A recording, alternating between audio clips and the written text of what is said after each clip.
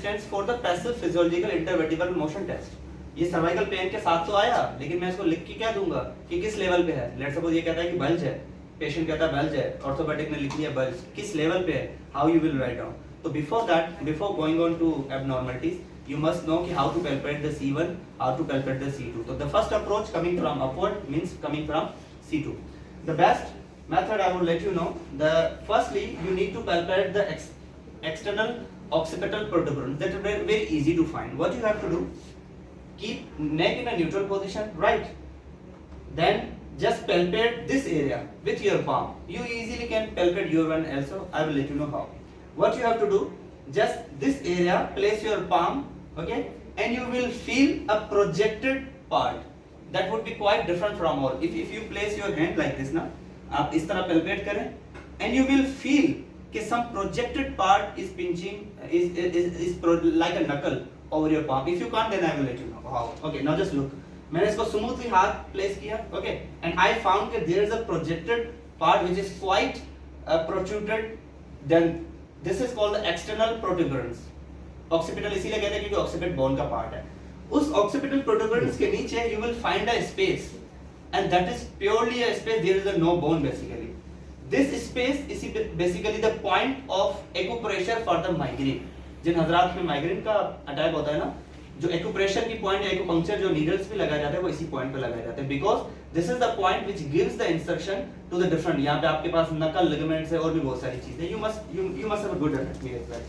So occipital protuberance, then you place a thumb just below it. Okay, just one thumb. Okay, one thumb, and as you come down, you will find a space, a hollow space. He also can feel. Okay, then next step, just place a head over the forehead and just go deep.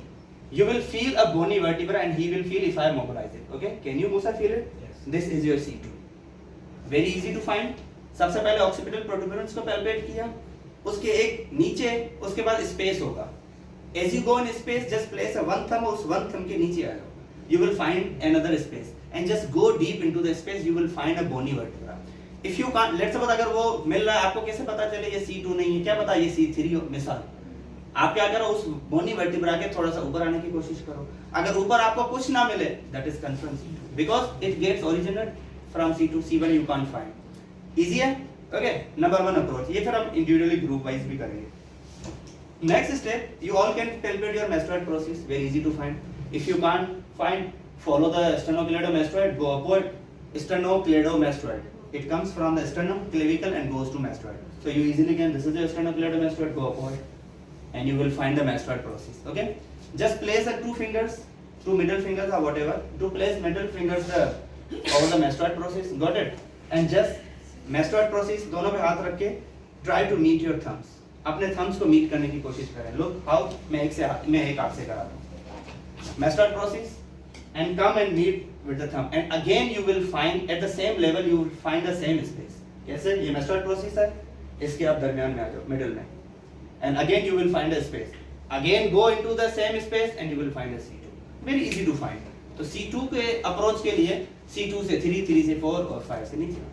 अब C2 से आप 3 पे आ गए. ये आपके पास ऊपर से दोनों ही अप्रोच है, एक occipital protuberance है, एक mastoid process है. अब मिल गया. अब सवाल है C3 पे. C2 से डेफिनेटली C3 पे आओगे, C3 से 4 पे आओगे. जहाँ पे जो क्लिनिकल पॉइंट है ना वो मैं साथ साथ. I don't know how many you have graduate as well. How many are graduates? How many are in final year? Minimum junior, who's any of you? Third year, fourth, second year?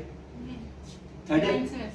Okay, then great, तो cover हो जाएगा. Okay, clinically आपके काम आ जाएगा. अब C3 की पहचान ये है, जैसे ही you all know which curve is present at the cervical spine? Lordotic, right? There are the two lordotic, na, cervical and lumbar. Kyphosis and sacral, they are the kyphotic in nature. Okay, is lordosis normal? Yes. How many you say that lordosis is normal? And how many say they are abnormal? तो बाकी वाले किधर है? कुछ हाथ पे कुछ ना पे, बाकी किधर गए भाई? Okay, lordosis is normal. Cis word, जिस word के आगे लगता है ना, that indicate the process. Synthesis, protein synthesis, let's suppose. Lordosis, lordotic curve का generate होना, that is normal. Okay, hyperlordotic या exaggeration, कभी MRI की रिपोर्ट पढ़ी है? उस पे होता है कि exaggeration of lordotic curve. Loss of lordotic curve, that is the abnormal. Lordosis is not abnormal, make sure. Lordosis मतलब lordotic curve का बनना, kyphosis मतलब kyphotic curve का बनना, तो that is a normal. भाई lordotic curve है तो हम definitely हमारी spine में curves तो normal ही होते हैं. Okay. तो अब दोनों अप्रोचेस हमारे पास होगी कि हमने C2 को पैल्पेट के लिए पॉइंट हो रही थी, C3 की क्या क्लिनिकल पहचान है. C3 और 4 की क्लिनिकल पहचान ये है कि जो lordotic कर्व जनरेट होना शुरू होता है. अब इस पोजीशन में कर्व क्या होगा, यूं होगा, ऐसे ही है, lordotic and then kyphotic. This would be like this, right? Lordotic, kyphotic, lordotic, kyphotic. Okay, S shape that we call normally now. This is the lordotic, and then you have a kyphotic curve, right? So now when you talk about the lordotic curve, C3 और 4 की पहचान ये है कि 3 के बाद जो चौथी वर्टिब्रा है ना, वो अंदर जाना शुरू करेगी. If you look at the side, if this is the C3, okay, then would be the C4, then would be the C5, and again ये बाहर निकल, and then C6, and सबसे बाहर C7. So if I mark, now just look, okay, C4, C6, and C7. This is how the three vertebrae are placed. लेकिन अगर आप ये lateral view की बात करो, लेकिन अगर आप C3 की बात करो तो C4 उससे अंदर जा रहा है, C4 उससे अंदर जाएगा. ओके, तो C3, C4 and then C5 will come back and C6 and 7. तो ये जो कर्व बन रहा है तो C3 और 4 की पहचान ये है.